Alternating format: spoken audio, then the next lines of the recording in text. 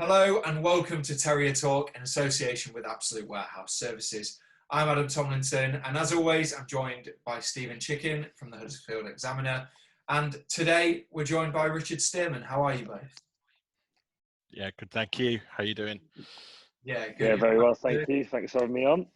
Perfect. No trouble at all. We have to start by speaking about the defeat to Luton Town. We don't want to dwell on this too much, Steve, but it was a real blow, wasn't it, in terms of our season? Yeah, and the way that the results went elsewhere at the weekend as well, I think it's a big missed opportunity really, because I think probably looking at the other results and the way the league table stands, if you take Wigan's deduction into account, that probably would have been enough to get you safe, because I think at that point enough teams need enough wins that it's unlikely you're going to get caught. So it's a big wasted opportunity, and I don't think there's anyone even going to pretend that it wasn't a disappointing performance either. Stiz, obviously it's still in our hands though, isn't it? There's teams around us, everyone's picking up points, but ultimately it's still in our hands. Yeah, that's the thing to remember. Obviously, it was a devastating defeat. One we're very disappointed both in performance and obviously the result. But in saying that, we've still got 3 big games to go. We're not. It's certainly in our hands. We're not in the bottom 3, dead and buried, as it were. So yeah, as long as that continues to be the case, we'll continue to fight to try and pick up necessary results to keep us in the division. What's it been like at Canal Side since the Luton game? There's a feeling amongst the fans that the players don't care, but obviously we know being there that everyone does. Yeah, listen, the players cared a lot, very much so. It was just a bad result, a bad day at the office, and we learned from that game. We'll take the learning out of it, but we look ahead. The games are coming thick and fast, so we need to pick ourselves up, dust ourselves off, and go again, and put on certainly a better performance, and hopefully pick up some points. I know you will have been in this kind of situation before as well, so presumably you know when you've got a good group and when you've got a group that isn't quite off. And from everything Danny Cowley said, it seems like this is a group that does care and is giving their all. Yeah, definitely. I've been in worse dressing rooms, to be honest, and this dressing room certainly isn't one that has down tools, as it were. We're all pulling in the right direction. It's a shame that the fans aren't there to help us out, because I think we need them at the moment. We need everyone to sort of be pulling in the same direction. We need positive vibes from everybody inside and outside of the club to help us through this difficult period. We'll hold our hands up. It's been a poor season, but let's try and finish on a high, stay in the division, and then we can go again for next year. I think you can see that as well, can't you, Steve? On the pitch after the game, the players' reactions, you can see how much that game and that defeat meant to them. Yeah, and I know that a lot of fans have sort of leveled that criticism, and it's not something, people who listen to our podcast or read my articles will know that I've never felt that the players looked like they were lacking in effort. I think, as Danny Cowley said, there have been maybe, his history shows that he won't stand for players who he doesn't feel have that level of care and who aren't putting the effort in. I think there's a difference between a lack of effort and a failure in execution. And I know that it can sometimes look the same, but you can see from the reactions and the amount of running that the players are putting in on the pitch, and the fact that they're still trying to get the moves. We've seen teams since the break that have got nothing to play for, who have got their feet up, and that isn't what Town looked like at all to me. And Stiz, what's it been like at the training ground since that defeat? How have the spirits been? I think there's been a determination to put things right, as it were. Like I said, we were disappointed with how the game unfolded and subsequently the results. So we've tried to take some learning from that, but with the games coming so thick and fast, it's important not to dwell and to look ahead and to fight going forwards. And we've been putting in the preparation for Sheffield Wednesday, and optimism is still high, confidence is still high that it's possible that one result is enough for us to to see us safe. So while it is still in our hands, I think there's cause for a lot of optimism.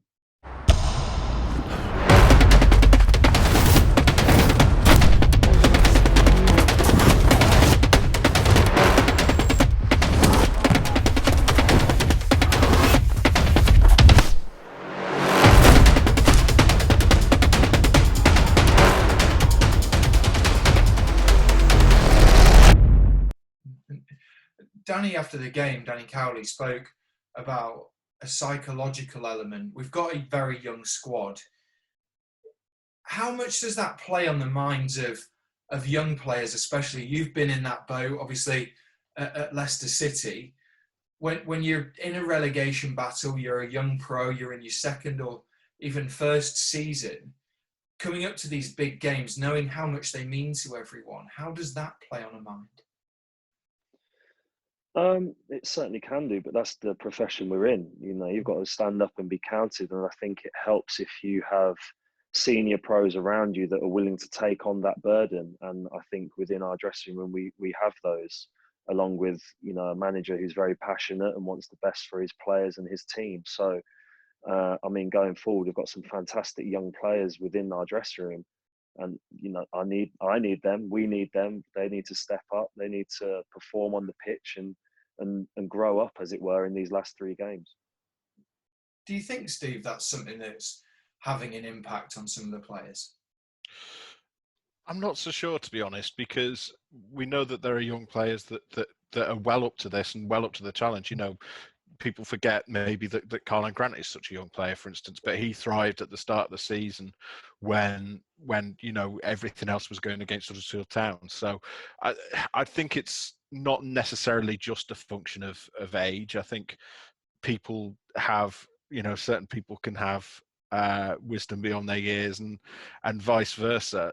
And we've seen that Danny's picked some more experienced lineups in some games as well, and there's been times where he's picked an experienced lineup and they've lost badly. There's been times where he's picked a load of kids and they've done well.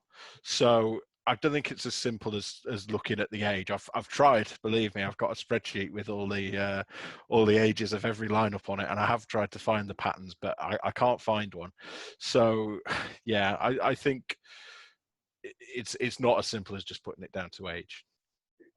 What was it like for you, Steers? Obviously, when you were at Leicester and having to deal with a relegation battle with what was your 3rd season at the club since you broke through? I was delighted to be playing first and foremost, and it's sort of, you survive or you don't. You either play and stay in the team and try and fight your way out of survival, or you're on the outside looking in. So I was desperate to play. I wanted to help and stand up and be counted. So for me, it was more of a mentality thing that I was one of the ones willing to, like I say, stand up and counted and fight for my team. So the more of those that we have in our dressing room, the better it puts us in good stead, as it were, for the matches ahead. As a senior pro, can you try and instill that, I suppose, in some of the young lads that are alongside you? I can certainly try and help.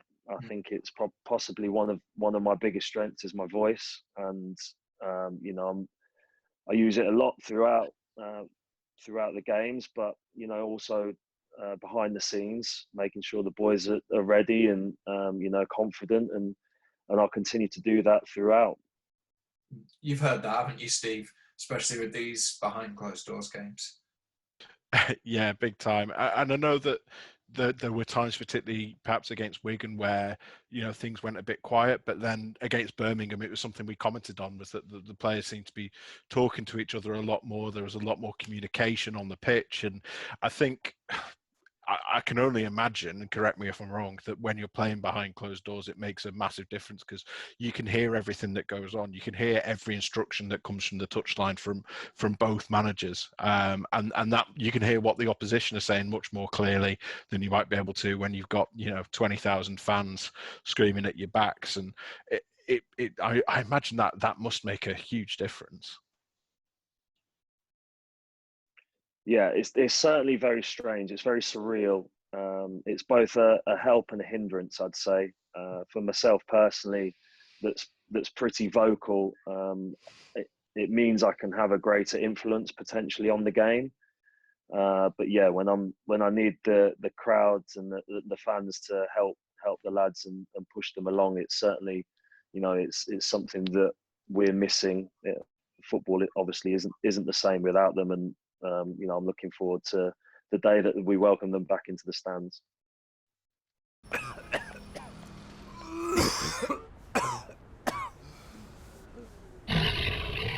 Whoa.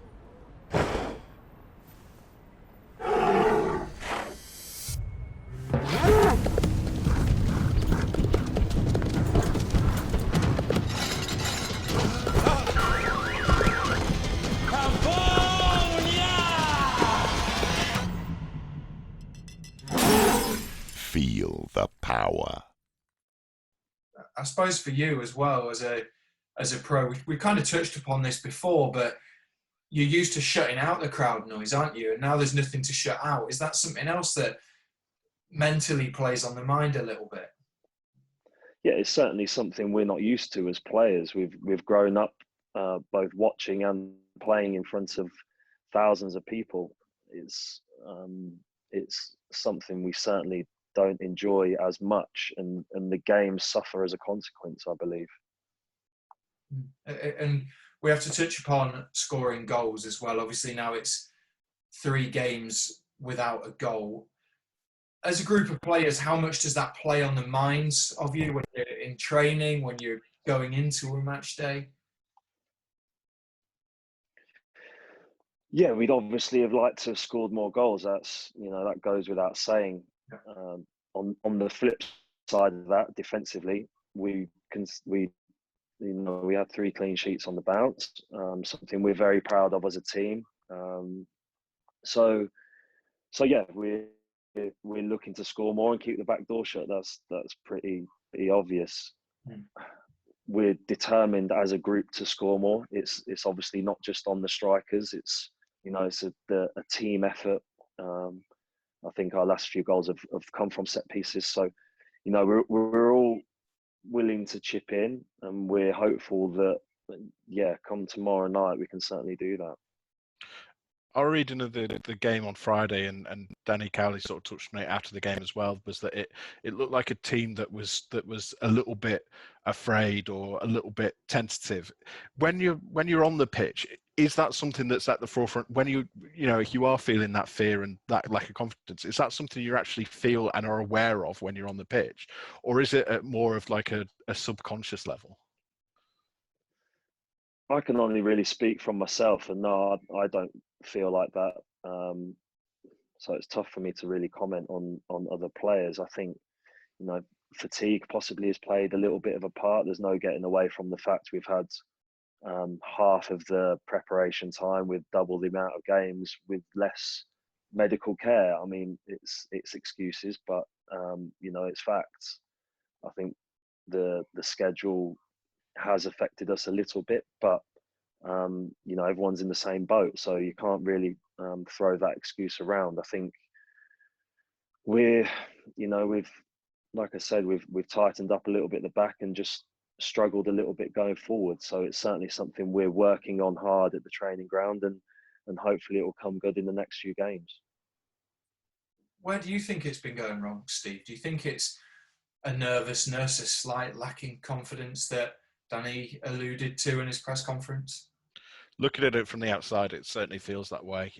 Danny Cowley said after the game that the worst risk you can take is not to take any risks, and I think certainly against Luton that looked like a side that was unwilling in the final third to to try and pull things off. Because I went back and looked at that Bristol City game, and I know that Bristol didn't exactly play very well, and you have to credit Luton. There's always, I think we forget sometimes there's always two sides in a game, but that the movement against Bristol was that much sharper. I've worked out, it's roughly speaking, that the movement of the ball was about 5% quicker, and in this division that can make a massive difference. And Danny touched his press conference today. He felt that too many forwards were dropping back to try and get on the ball and affect play, where they really should have been staying forward and making sure that they were runners in the forward position. I think we saw a few defenders as well coming out with the ball and looking up and trying to find a pass, and then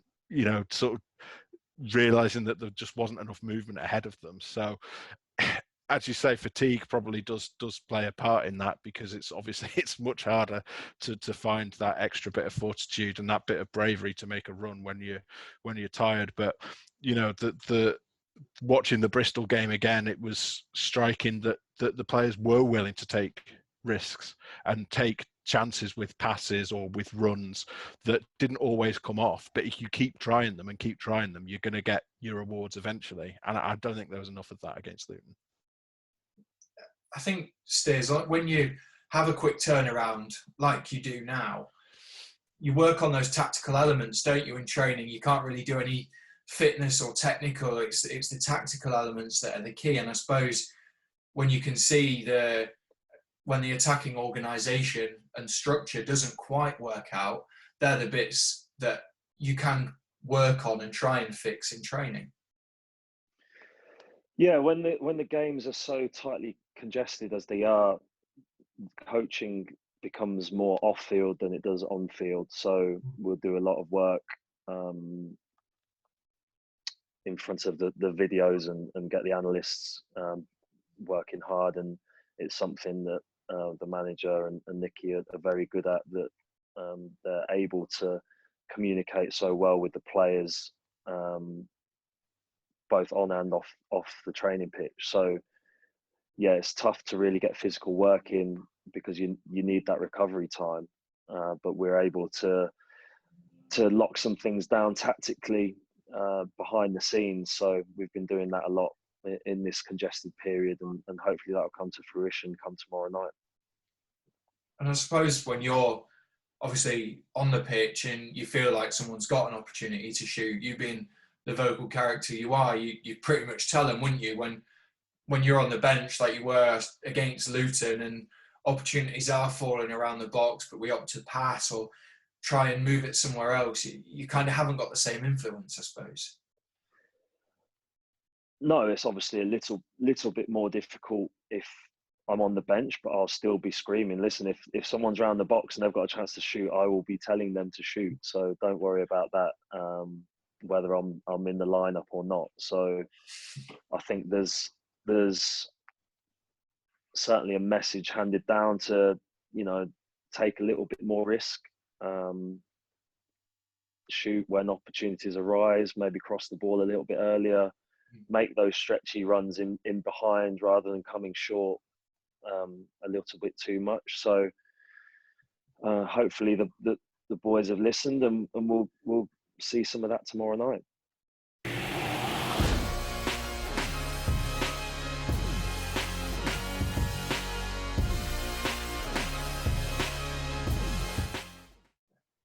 I mean, that first goal's key, isn't it, Steve? I know it seems obvious in football that if you score the first goal, the greater chance you have of going on to win it. But really, that it's as simple as that, isn't it? Yeah, it can be, and I think we've seen that this side, the numbers don't lie. This is a team that struggles to come back from behind. I think there's only been one win from behind all season against Blackburn back in December. So it just goes to show how massive that first goal is and that momentum. And it's it's not just Town. I think it's something like 2/3 of games go to the team that scores first, something like that in the Championship this season. So yeah, it makes a massive difference. And there's no doubt it does a lot for players who might be a little bit struggling with confidence as well. Yeah, I mean, Danny's referred to it as scoreboard pressure before. You know, when you go down a goal and then you're trying so hard to, you know, to make something happen that you end up, you know, making it wrong. I don't know if anyone like plays guitar or anything like that, but it's that thing where sometimes the best thing you can do is try and relax into something, and if you start trying too hard, you find your fingers start fumbling all over the frets and you start making mistakes. And I think sometimes football can be the same way. Plus, of course, if you're pushing forward more desperately trying to get an equaliser, you're more likely to concede a second and then a third. Do you see that, Steers, quite regularly throughout your career and at Huddersfield Town, where things aren't quite going for people? Almost trying too hard is the worst thing you can do.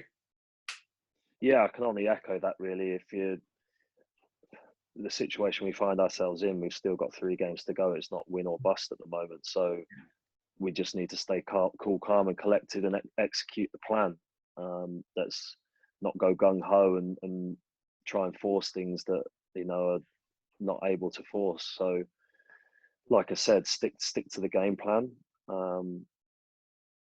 Take a deep breath, execute, and hopefully that results in us picking up 3 points. Slow down and dance with me. Yeah. Slow. Skip the beat and move the body. Yeah. Slow. Come on and dance with me. Yeah. Slow. Skip the beat and move the body. Yeah. Obviously, Sheffield Wednesday up next. Steers, what do you expect from them in terms of style of play and what you'll be against? I think they'll be pretty direct. They've obviously picked up a good result last game, so they'll be pretty confident in terms of their league position, pending anything happening to them off the field. That's them pretty much done and dusted, I would say. So it you know, there's an argument whether their mentality is we're job done now, whereas we're obviously still fighting for our lives. So it'll be interesting to see what sort of mentality they come with. But yeah, a solid enough championship outfit that have enjoyed a good result last game. So it should be a good game. And Steve, you've been speaking to your equivalents at Sheffield Wednesday. What have they said about the feeling ahead of this one? Yeah, they've obviously got the potential points deduction hanging over them, and Yeah. so they're obviously nervous that they could suddenly find themselves in a relegation battle. Things haven't really gone well for Sheffield Wednesday in the second half of the season. I think they were 3rd at Christmas, and they've ended up, you know, dropping down to 15th. And if they get this points deduction, they could end up in the bottom 3. So they're certainly not taking this for granted. Plus, it's a derby, which has almost got sort of lost in the shuffle. But it's, you know, it's a Yorkshire derby, and there's a lot of history between these two sides, so it's always a bit of a feisty one. Yeah, and I can imagine going to Hillsborough as well, which is normally a phenomenal atmosphere, Steers, not having that in the back of your mind, or the opposition fans at you could play to an advantage. It could, yes. But some players thrive on that adversity, me being one. So Okay. So yeah, I think it will be of benefit to us more so. But you know, like Steve said, it's a shame being a Yorkshire derby that we couldn't have that sort of ding dong battle. But you know, we'll certainly be trying our hardest on the pitch to, you know, get the right outcome for ourselves.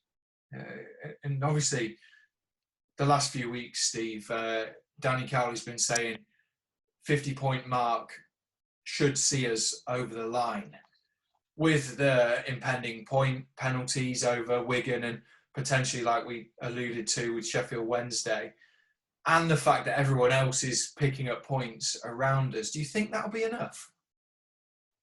I might not have said so a week ago, but it looks like it now, that it probably would be. But again, you can't take it for granted.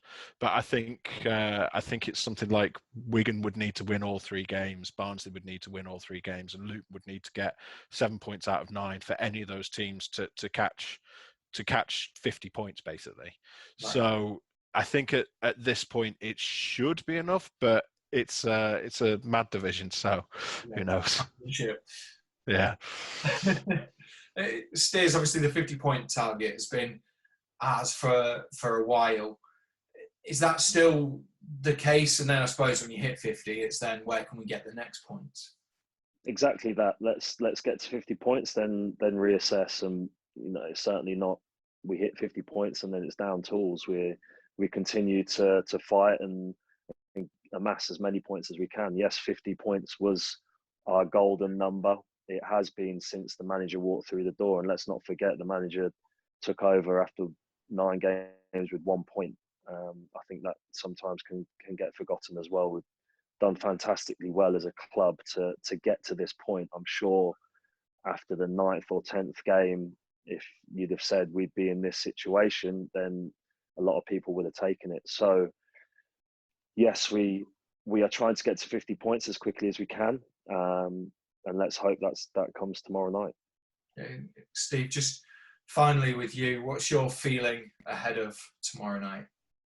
Yeah, I know that it probably feels to a lot of Town fans like all is lost and we're never going to get 3 points again. But I think it's worth remembering that by and large, after Town have had a bad result and a bad performance, generally speaking, they've come back and got a result. Also, Sheffield Wednesday have not been brilliant at home in general this season. I think they're the lowest home goal scorers in the division, and they're yet to get a point at home since lockdown ended, although it's worth saying they've played some very, very good teams. So it's a winnable game, certainly, but it's, as we say, they're going to be fighting for their lives with this points deduction hanging over them. They're certainly not on the beach, and, it's going to take a massive effort and a massive performance to get 3 points. Thank you, Stephen and Steers, for joining us. Fingers crossed we can come away from Hillsborough with 3 points. Thank you, everyone, for watching, and you can watch Huddersfield Town's match against Sheffield Wednesday on iFollow HDFC. Thank you very much.